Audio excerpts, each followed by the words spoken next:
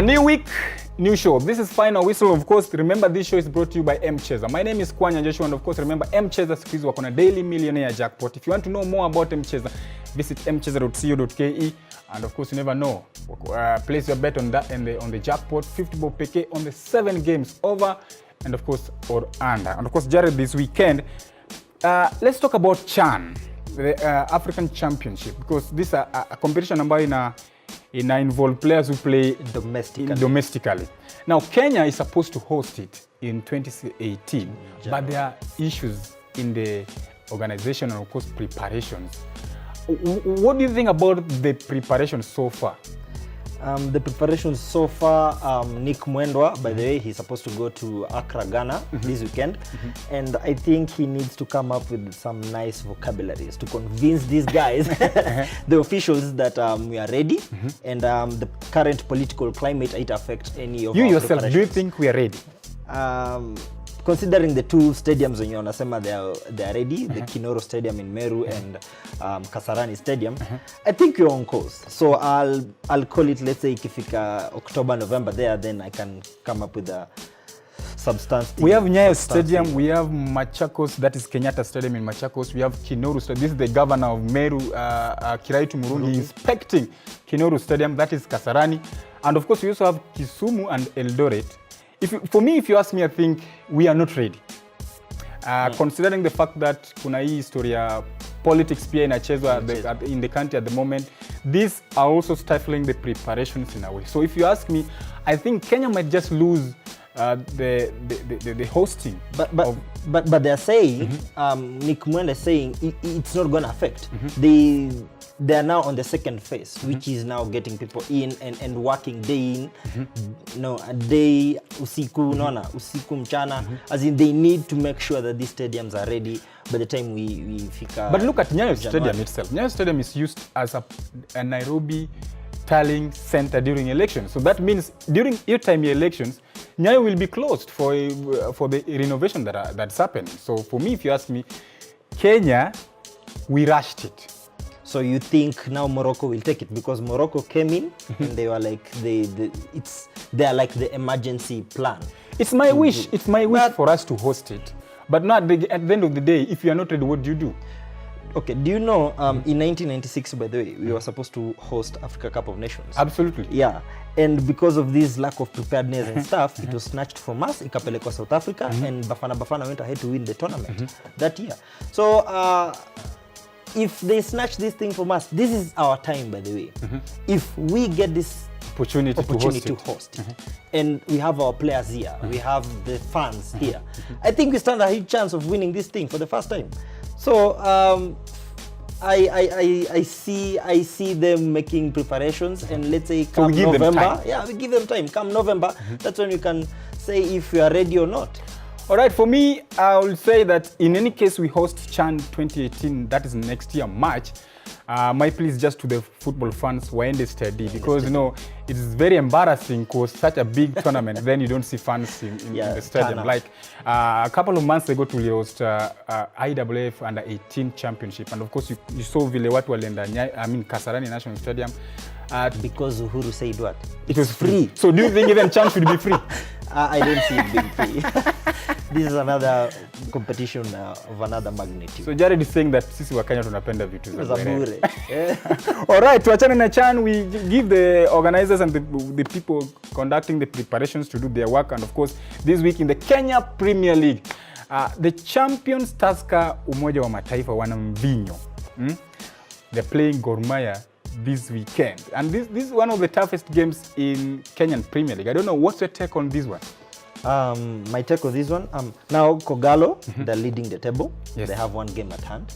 They're leading Tusker by like 9 points. 9 points? Yeah, so going into this match, both teams are on a tremendous form. Form iko sawa. But this man has not lost since he came to Gor Mahia. So that is the thing actually. I don't see them. Okay, it's gonna be a tough game, but I kind of lean towards Gor Mahia winning this match. Yeah, because I think they still have something to prove, and this is Kogalo. If I'm to call it, let's say 2-1. 2-1 Kogalo. All right, that is Jared anasema ya kwamba, of course Jared you support AFC Leopards, right? Yeah, I'm a FC fan. So FC Leopard fan is saying that Kogalo wanaenda kushinda, and apart from that game, we also have Sofapaka versus Homeboys. Now Sofapaka are now second. Remember in the year walikuja into the league in 2009 and they won it that year. They're playing Homeboys, Kakamega Homeboys, another team that is coming from the western side of the country. That's another big game, and of course if you look at the screen now, we have Posta Rangers versus Thika United. Tusker tumesema wanacheza na Gor Mahia. Mathare wanacheza na the Soldiers, Ulinzi Stars. Then Sony Sugar versus Muhoroni Youth. This is a sugar derby because Muhoroni Sony more or less they produce sugar. Then Kakamega Homeboys wanakuwa wanacheza na Sofapaka. What do you think about the KPL this weekend? We only have like around 10 matches to go for us to call it a season. Remember the season inaisha December this year, and of course by the look of things Kogalo inaenda kushinda this league. Now kuna Western Stima versus Nakumatt. Kericho wanacheza na Nzoia Sugar. Now Jared, from talking about Kenyan Premier League and of course the CHAN, hosting CHAN next year, so talking about something that we looked last week, that is for the first time on the show, boxing, and Golovkin versus Canelo. Now you said Golovkin would win that, but at the end of the day we saw something like a draw. What's the take from this bout? My take from this bout, inaitwa highway robbery.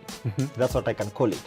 Because you cannot have one judge scoring it 115 to 113 in favor of Golovkin, the second judge calling it a draw, and the third judge, Adelaide Bad, she scored it 110 to 118 in favor of Canelo. That means Canelo won 10 rounds. So and only 2 went to Golovkin. If you watch that match, that was not the case. Yeah. So basically this is Canelo. Canelo spent most of the time on the ropes, covering up, smiling, shaking the head, you know, and defending tremendously. Golovkin was the busy of the two. So you cannot tell me the person who is busy ends up winning only 2 rounds. But you know, even soccer lovers always say that if you defend too much, you end up winning. But that's not the case in boxing because Golovkin is that type of boxer who exerts pressure on you, wears you down, then he starts scoring willingly. So that is what happened by from let's say the 5th round to the 10th round. So like most of those rounds went to Golovkin. Anybody saw that because what Canelo was doing is just shaking the head and trying to counterpunch, but it wasn't working for him. So they robbed Golovkin. Who robbed Golovkin? The lady Adelaide Bad. And everybody by there is talking about that. The likes of Pacquiao, Roy Jones Jr., Max Kellerman. So do you think there was kind of match fixing, or should I call it box fixing, in this situation regarding how she judged? Yeah. Okay. First of all, when they were signing the contract, by the way, I came to realize that if Canelo was to win, Golovkin was not going to get a rematch.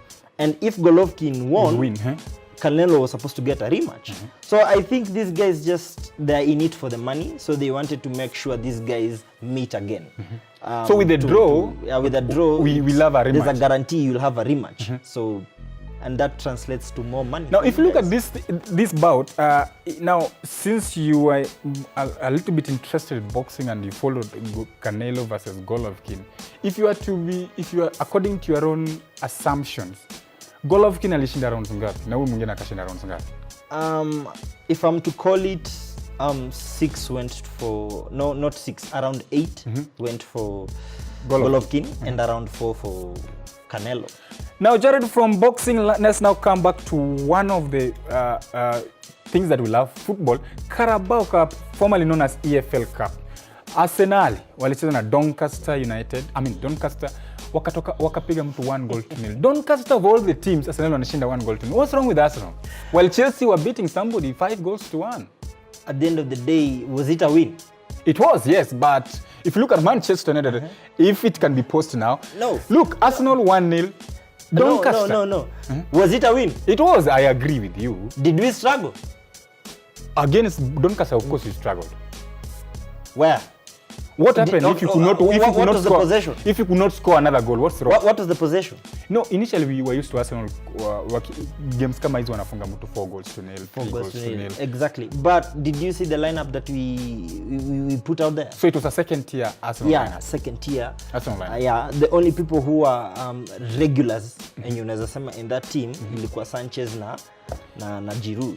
All right. Yeah. So Chelsea wakakaribisha Nottingham Forest at Stamford Bridge kapiga mtu 5 goals to 1. There's a guy called Charlie Musonda really dominated that game. Do you think he's a good prospect? He even scored. Do you think it's a good prospect for Chelsea? Charlie Musonda is a good prospect. He's the next generation type of guy.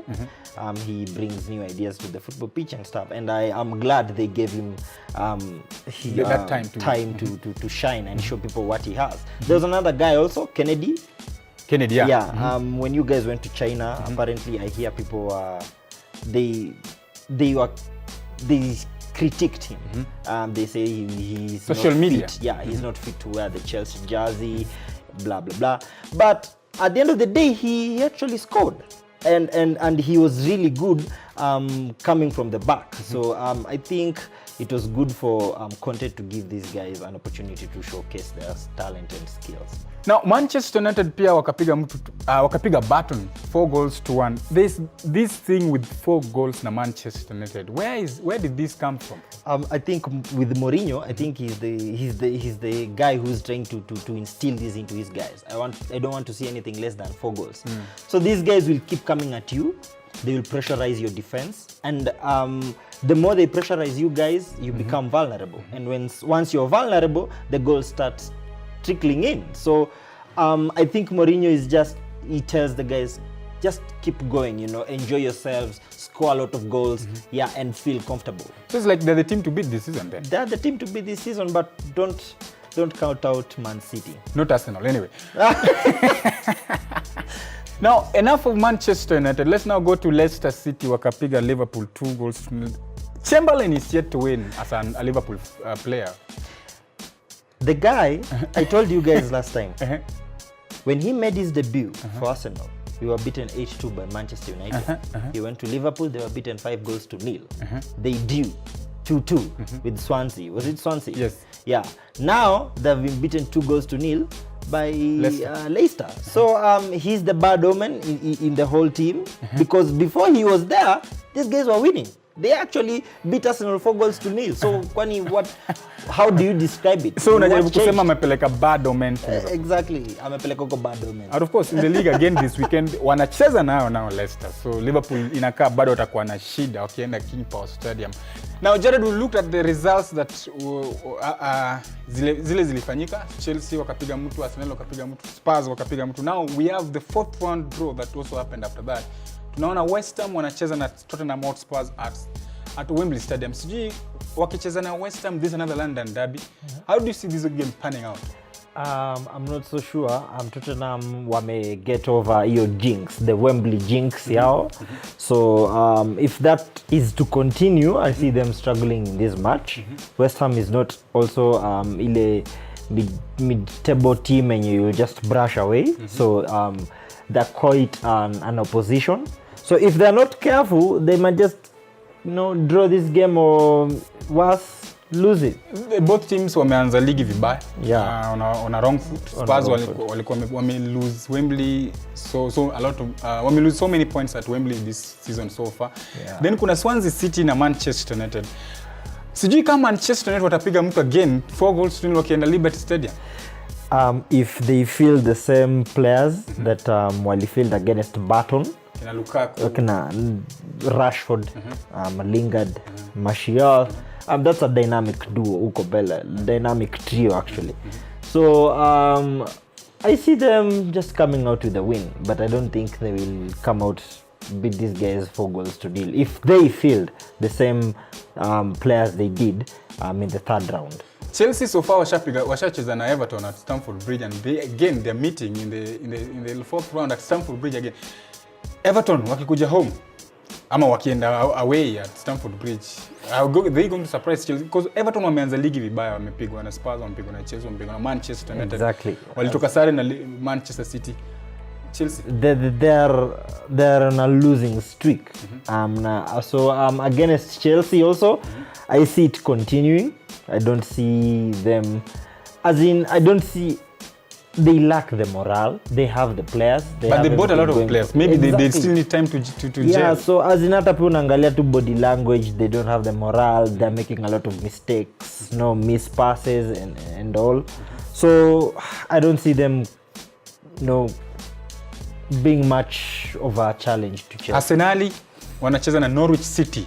Sasa hapa siji wakikuja Emirates Stadium, Norwich City, do they have a fight for them, or hii itakuwa rahisi kwa Arsenal? Sasa sema rahisi kama Ohenga ata feel the same kind of players he did against Doncaster. But this match naona maybe Norwich Norwich ndio they were relegated. Wako the second tier, but naona what a struggle, but of course Arsenal will come out with a win even if he feels the same type of players he did. All right, so those are the matches in the Carabao Cup, fourth round. Akina Arsenal, Chelsea, Manchester United, and of course Manchester City. We are waiting to watch how those games are going to pan out. The games are going to be played on the week 23rd October 2017. We take a short break. When we come back, we're going to talk about the English Premier League. Spurs tumeona wanacheza na West Ham United. Premier League this weekend wanacheza na West Ham United at the London Stadium. Then Neymar na Cavani wamekuwa na story kidogo between them. When we come back.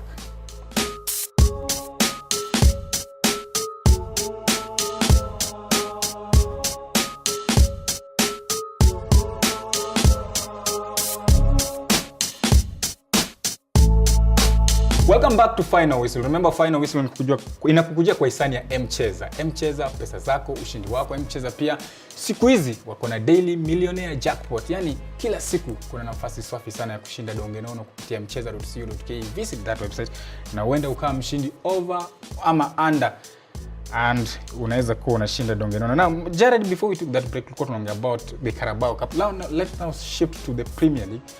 West Ham United versus Tottenham Hotspur this weekend. London Derby, London Stadium. Nani anashinda hii game? Tottenham apparently squeeze hii wameanza kushinda.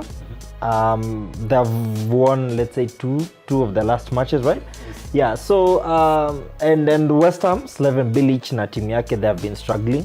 They're I think 17th or 16th in the table right now. Yeah, so they're struggling. So if Tottenham can capitalize on that, they can come out with a win. But if this man, can he continue with the scoring records that he has? I think this game is going to score. So he's a bet. Actually, players can bet on him scoring in this match. I see him scoring in this match. Basically, West Ham can score. Let's say a consolation goal, but I don't see them winning this match. So if you have to call it 2-1, 3-1 for Spurs, I can call it 3-1 in favor of Spurs. Spurs, there's a time walipiga Everton 3 goals, surprised so many people. So wakienda London Stadium, inaka Wembley ndio imekuwa an issue with them. Yeah, there's a jinx. Wakienda away, it's like they really beat teams. So against West Ham, London Derby, Jared anasema this game Spurs will win easily. Stoke City versus Chelsea at the Bet365 Stadium. Arsenal wameenda pale wakapigwa. Manchester United walikuwa hapo wakatoka sare 2-2. Chelsea, are they going to be the exception? I don't see Chelsea being much of a challenge to these guys. So actually Stoke this season they have decided the big teams to really work on the big teams. Wakiwa nyumbani. Exactly, wakiwa nyumbani. So the likes of Arsenal, Manchester United, they've been there and they didn't come out with the best results they were hoping for. So they have this grit in that team, unaona. As in they push for it, unaona. They make you work for it. And if you're not careful, Arsenal pay the price, as you just said. But maybe by then Arsenal were just weaklings then. Nah, not really. We are not weaklings there. We just underestimated these guys. Did not have the passion. We did not go for it as much as these guys wanted it. There's this guy called Darren Fletcher. Alichezea Manchester United. Then kivyangu nilikuwa namuita punda wa Manchester United, because if you understand what a donkey does, akaenda West Brom akawekwa the captain of the team. Right now ako Stoke City. Do you think he still has something in his cylinders to offer for the Potters? Yeah, he does. He does have something in his cylinder, because I remember the first goal they scored against Manchester United when they played. Ilitoka kwake. He was the one who had the assist, Darren Fletcher. So I think he still has something to offer, and he's gonna be a problem for Chelsea midfielders if they're not so careful. Chelsea wako na Cesc Fabregas, Timmy Bakayoko, and of course Jared is still saying those kind of players. Even N'Golo Kante anasema Darren Fletcher will dominate them. And of course remember Chelsea are missing this man. David Luiz was suspended. He got that red card against Arsenal. Is it going to be a big miss? I think so. I think he's going to be a big miss because in his place I think Rudiger is coming in. There's Rudiger, there's Andres Christensen, so the defense is good. I don't think so. You guys will not be the same as you used to. You won't be comfortable. You know, when you miss one of your biggest stars, you guys tend to, so Chelsea are going to struggle. Yeah, it's going to be shaky. Now, apart from those games that we looked, Stoke City versus Chelsea, West Ham versus Tottenham Hotspur, kuna Everton wanacheza na Bournemouth, Southampton wanacheza na Manchester United at the St. Mary's. Manchester United, do they have a chance ama Southampton wakicheza nyumbani wanaenda kupiga Man United? No, I don't see Southampton beating. Manchester United is another animal altogether. I hope they carry the same form throughout the season and they eventually win the trophy. But if this is just something hiyo yenye imekuja ile mioto ya kwanza wanataka kuonyesha watu, then let's say in November they tire out. If they carry the same spirit they have right now, I don't see Southampton being much of a challenge to them. All right, let's wait and see how that game is going to pan out. Burnley wanacheza na Huddersfield. That's another big game that by all standards, forget about Chelsea, forget about Manchester United. Huddersfield wakicheza na Burnley, that's a tough one. Then Brighton wanacheza na Newcastle. That's one. It's another big one because these are two teams wametoka relegation juzi. So we also want to see them how they're going to play this weekend. And of course on Monday, Arsenal versus West Brom. Niambie. Home. Last weekend Arsenal watoka sare 0-0 na Chelsea. Wakicheza na West Brom walipigwa na Man City juzi in the Carabao Cup 2-1. Now, Arsenal, is it that time we need to start seeing good results from them? Yeah, it's that time. Considering now that Welbeck is out for 3 weeks, I think Sanchez is going to come in and replace Welbeck. So we're going to have that dynamic duo, Ukombele, Ozil. Ozil, it's 50-50, I'm not so sure. So I think we're going to see Sanchez and Lacazette link up for the first time. And most probably, we're going to get the goals. So this match, I see it going the Arsenal's way. And we're going to win the match. I remember last season West Brom walipiga Arsenal 3-1. Don't you think, what makes you think they can't repeat that? By that time, unajua tu Arsenal ilikuwa imefika time yao. There's just a time in Afrikanga Arsenal start losing matches which they're supposed to be winning and they start losing. So as it is right now, I don't see them slacking. So this is just one match in the bag for Arsenal. One match in the bag for Arsenal this weekend wakicheza na West Brom at the Emirates Stadium. Now let's leave the Premier League. Let's now go to France. Kuna jamaa anaitwa Neymar dos Santos Jr. He went to PSG from Barcelona and of course after kwenda huko na a lot of money, and juzi kulikuwa na altercations between him na Cavani. Wamepewa free kick na anataka kupiga free kick instead of Cavani. Do you think indiscipline imeanza kucrop up ama is just star? I think when Ibrahimovic left PSG, Cavani was the person who was left behind. So he was the superstar of the team. Now, Neymar has come in. And with Neymar in, he wants to be the star of the team because he's the most expensive player in the world right now. So I think they just need to understand each other. Because if Neymar could work with Messi, they were both stars, and Suarez, they were the trio, they were all stars. I don't see why they can't just find a way of working with Cavani. So I think it's gonna be a problem, but even they will keep on winning. Cavani, there's a penalty that they were given. Cavani akachukua bola na kupiga Pepe. Alafu Neymar akaenda. I think there was a little bit of conversation between them. Neymar akatoka hapo in like protest. Then Cavani akachukua penalty, he missed it. Do you think pale dressing room kuna vile alikuwa anachekelewa in a way? Exactly, yeah, because there's a piece I read. So they were saying they were about to fight. Yeah. So Cavani had to be escorted out, and he used the back door to leave the stadium. So Neymar was the one who used the front door. So I think there's a lot more to this, because Cavani was trying to play it down that vitu ziko sawa, hiyo ni story tu za media, but I think something is boiling here. So they need to get in front of it before it kind of destroys the whole team, because that's how a team crumbles. Neymar is for me, I think Neymar is one of the most overrated players in the world of football, because alienda Barcelona, people thought that angeng'ara kuliko Messi, but still Messi was still the king at Camp Nou. Because he was the king, because their football kind of centers around him. Around Messi. So let's say the like of Cristiano. Cristiano is in Real Madrid. Now the ball centers around Cristiano. So I think it was a good move for him to choose PSG. Why not Premier League? If he's a good player, good players should come to Premier League. Premier League, there's the physicality, the Premier League and all that. I don't think they will thrive in the Premier League, because the Premier League needs tough players, and I think Neymar is a little bit soft. He can't make it in the Premier League. Alright, before we end, let's now talk about, there's a guy who replaced Neymar at Barcelona, Ousmane Dembele. Alitoka BVB akaenda Barcelona, and he's not even played, should I say, 3 games, akapata injury. Is he good enough to replace Neymar at Barcelona now that an injury ilimpata pia?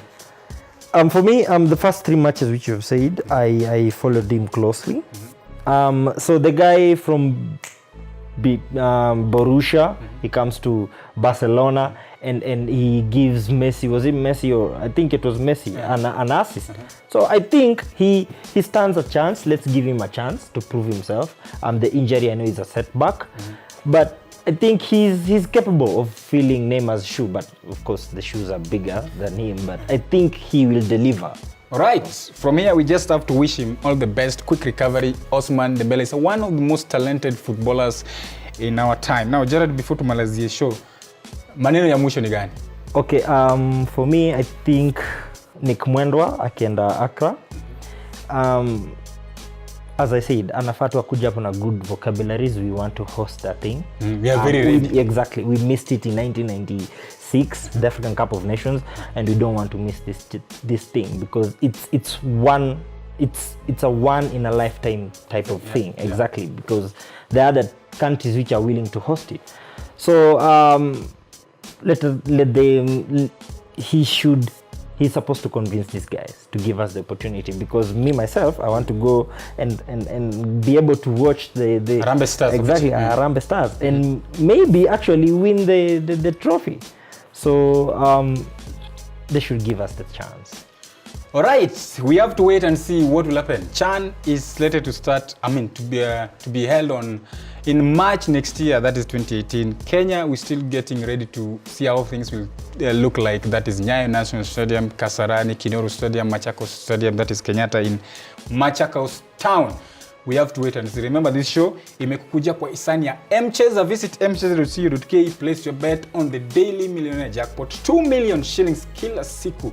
mcheza.co.ke, na pale unaweza kuwa mshindi wa pesa nyingi. Mimi naitwa Kwanya Joshua. Until next time, goodbye.